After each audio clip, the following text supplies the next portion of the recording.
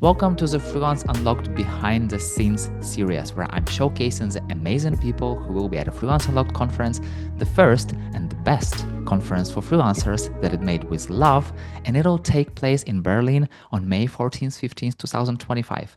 If you are a freelancer in Europe, it's an event made for you to learn, exchange experiences, and build your network of great freelancers and experts who move the freelance economy forward. So go to freelanceunlocked.com, grab your ticket right away.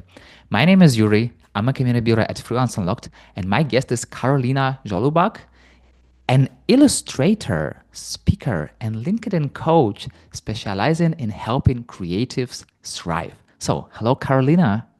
Hi, Yuri. Thank you so much for the nice introduction and for the invite. Super happy to meet you even before the real life conference. It will be soon later. So let's start with this first question. Tell me a little bit about your freelance journey. All right, my freelancing started kind of unexpectedly, to be honest. I was employed part-time and I just started drawing and I made an Instagram account and clients started to come to me. So I was still employed. I talked to my boss if it's okay if I have a side hustle because you have to check up those things with your boss. And yeah, he said yes. So I started to do first jobs on the side. And then after maternity leave, I decided that I don't want to go back to the job and I will try to give freelancing full time a chance. And that's been 5 years ago. And since then, I've been freelancing full time as an illustrator and now, as of lately, also as a LinkedIn coach for creatives. Yeah. Such amazing journey. It sounds like it was your side project and then it's like started your main thing. And yeah, you was very honest, with your boss, because I know many freelancers who are like, yeah, no, I will do this on my side. I will not tell anyone because I'm afraid of what people will say. But I feel like you had this really great, understandable boss. It wasn't anything in concurrence to the thing that I was doing. It was something completely different. So I also think he didn't take it very seriously. Yeah, make some pictures, that's fine. So yeah. Okay, so give me a sneak peek into what you'll be talking about on the Freelance Unlocked stage. I will be having a workshop about LinkedIn for creatives. And the goal of the workshop is to show creatives how they can show up on LinkedIn, show their expertise, and attract clients through LinkedIn. Many creatives are still more on Instagram because it's just such a visual platform, and they are really not seeing the potential of LinkedIn for attracting clients. So I'm going to show them how to maximize their profile, how to post valuable content, and how to do it all without losing yourself in a big rabbit hole of another social media platform that you need to use.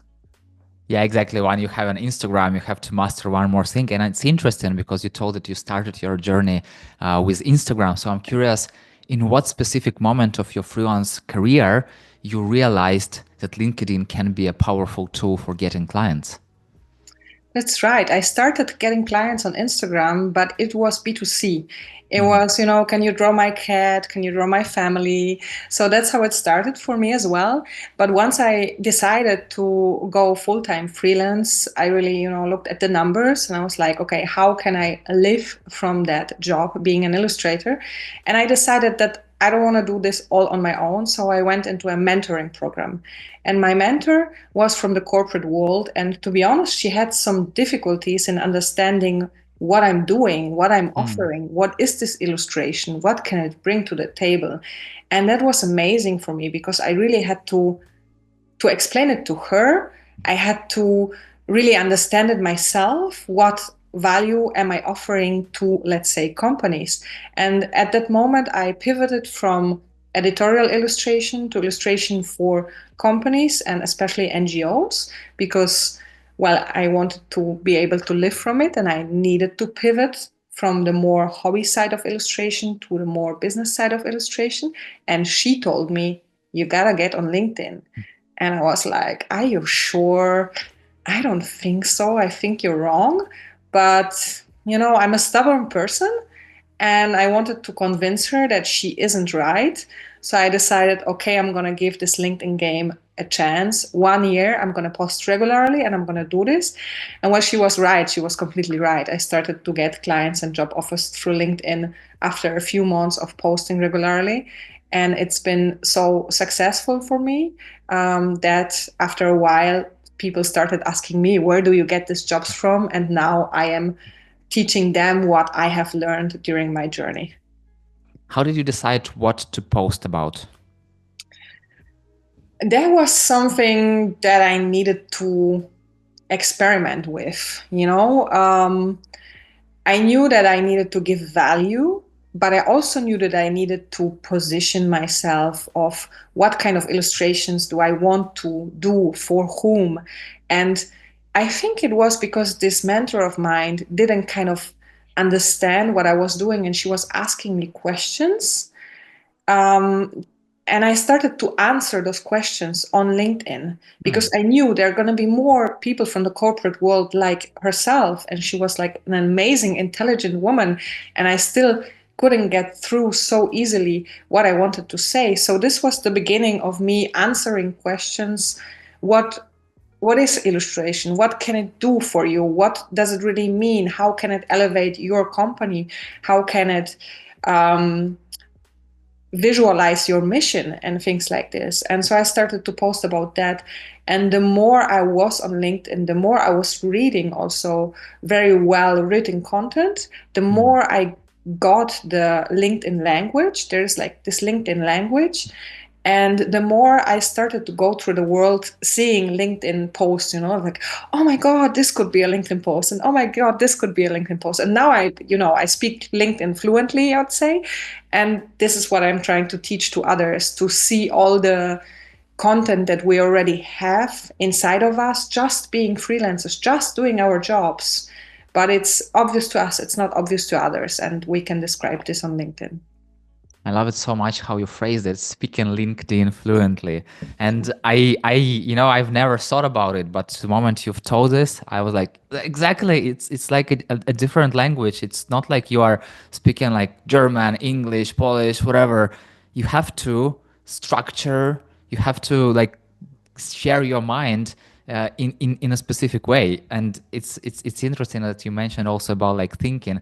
I'm also having the pretty much similar thing when I'm listening to podcasts or I'm talking to another person or I'm like walking out somewhere in the park. Oh yeah, it's a good idea. It's a good idea. That's what I'll be writing about. So yeah, it's amazing. So, but still, when you are writing, there are so many people writing. Even though I know that from statistics there is like 1 or 3% or something like that of people who are creating content on LinkedIn, still it looks like everyone's writing. Still it feels like too much. So how can freelancers stand out in this ocean of similar profiles? Yes, you said it already. Honestly, to stand out, it's not that difficult on LinkedIn because it's the truth. Statistically, 1% of people post regularly. So the only thing that we're looking at here is posting valuable content regularly. And by regularly, I mean once a week. Whoever can do that, to post about their work and give value to the readers or to the potential clients they're posting to once a week, is going to stand out, because this is the problem that most people have, is to continuously post, and what I'm teaching, because I'm having a LinkedIn content club where people do this, we write together and we post every week. So what I'm teaching the people is really that this is the biggest hurdle, to do it regularly and to stay on board, because what we want to do is we want to stay top of mind. We want to be there when the client needs our work. We are not cold emailing them and telling them, this is my portfolio, this is what I can do for you. What we're doing is showing up in their feed once a week, all the time. And then by the moment they need us, by the moment they are like, I need an illustration, I'm thinking of Karolina, or I'm thinking of someone, because she's there in my feed every week. And I just, clicked, this is the illustrator. So yeah, it's that simple. Yeah, I can get it. I'm posting like 5 times per week. So I know that posting 1 time a week, it's really easy. So please, people, go post 1 time a week. Like you will definitely stand out. And I'm curious, like you told about getting into people's feed. What are some tricks you have to do on LinkedIn to get to those feeds? Because it's algorithm and it's not always guaranteed that even if you will post once a week, you will go there. So how to help algorithm to move you to people's feeds? Well, I don't like to go and analyze algorithm. I'm thinking really logically. So let's say you know who you're writing for. You know who you want to attract as a client. So what you're going to do is you're going to invite them into your network. You're going to connect with them. Don't follow them because that's not where they're going to see what you're writing. You're connecting with them on LinkedIn.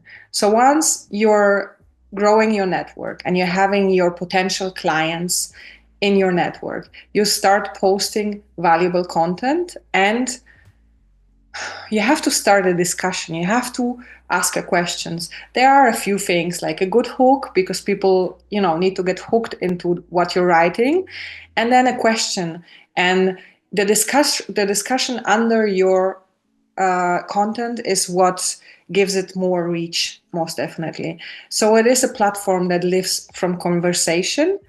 Don't be, a one-way street. Start conversations and post valuable content that really gives something back to your community, and do it consistently. And then the clients, they never liked that gave me jobs, they never liked my post or something. They just, in the Yeah. moment they were thinking about me. They don't interact with you necessarily. Who's going to interact with you is going to be people from your field, other creatives, your colleagues, or other people. But still, clients are going to take notice of you and are going to think of you when they need you, and they're going to give you the jobs. So what I'm also saying always to the people in my content club is, don't look at the numbers. Likes are not important at all. The only thing that is important really is that you show up consistently in the feed of your network and of your potential clients. And that is done by, inviting them to your network and posting the most valuable things that you can post. And that's the only thing you have control over, because the algorithm, nobody really Yeah. knows how it works, right? Yeah. There are some assumptions. Everyone writing something what they've noticed, but yeah. And you told a really really important thing that you have to give value first of all, and then you have to invite them to the conversation because Yes. they won't find you. And it's super important to remember that yes, they might. It might seem like nobody cares, but they see you. And Yes. exactly the moment they need you, they will. So I feel like it's something that's really stopping people from continuing the journey because they start sharing, they see like not a huge likes, not huge followings, and they forget that people still see it. So it's Exactly. crucial moment.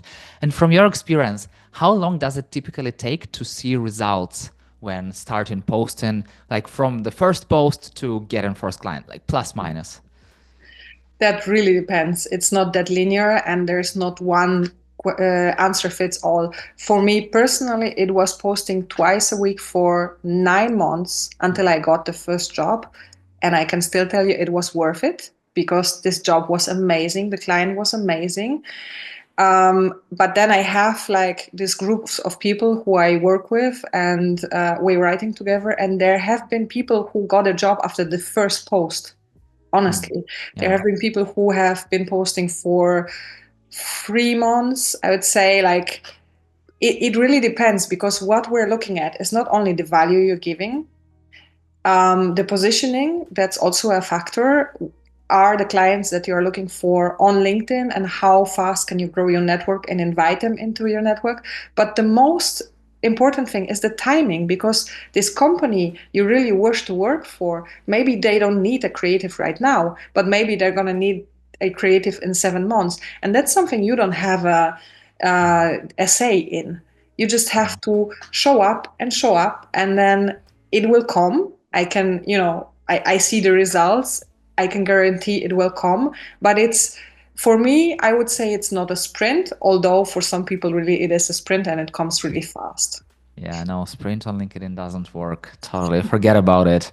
And, I recently found out a very interesting thing. So, I post 5 times a week, and different days, different content. So every Wednesday I post about community ROI, how to connect communities with business.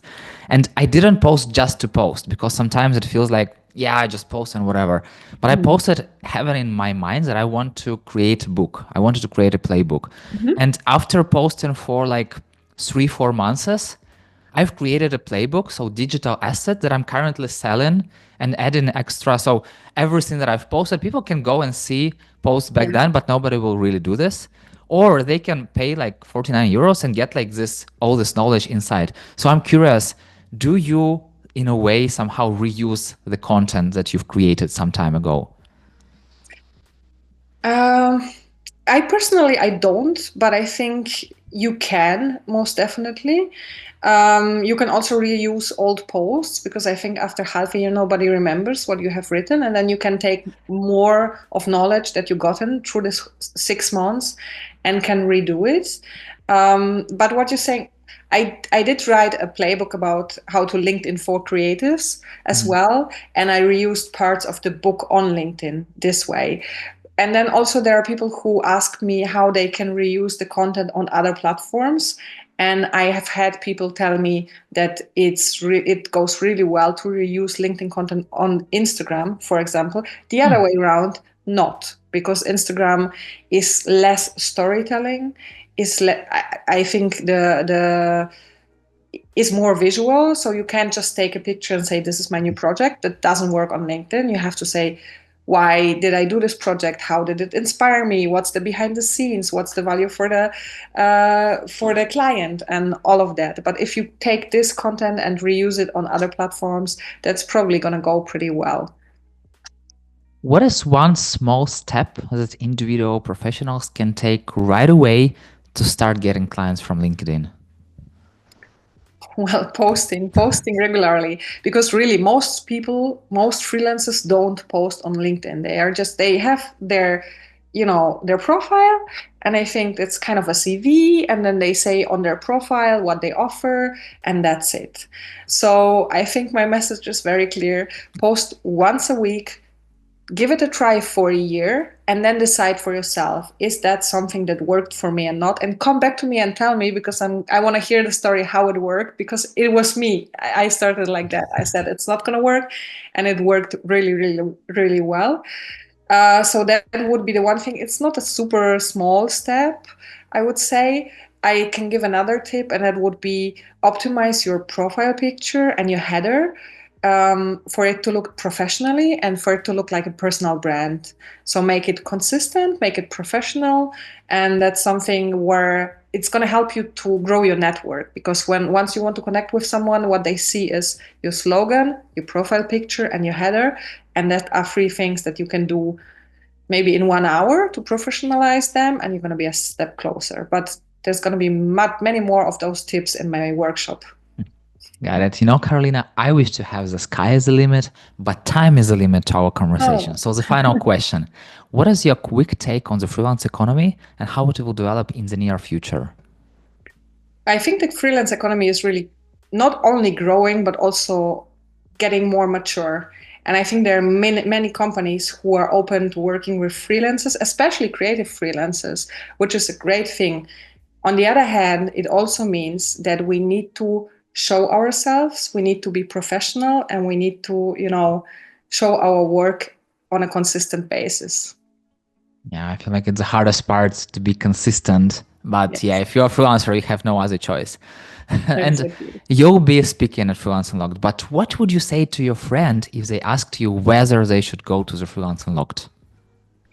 I think festivals like this or conferences like this can be really door openers, and you don't know how and when and with whom. It can be one conversation that really changes something in your career.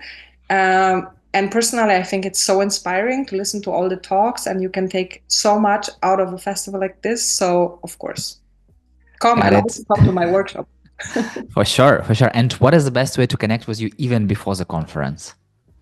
Well, on LinkedIn, obviously. Sure, Just sure, type in sure. my name and I'm going to connect with you. And then, yeah, let's see each other in our feeds. Karolina, thank you so much for sharing such valuable tips even before the conference. And I can't wait to see you and learn even more from you in person very soon. Thank you so much. And for those who listen, I hope you learn from Karolina's experience and say thank you to her in real life at the Freelance Unlocked conference on May 14th, 15th, 2025 in Berlin. So go to the freelanceunlocked.com, grab your ticket, and meet you there.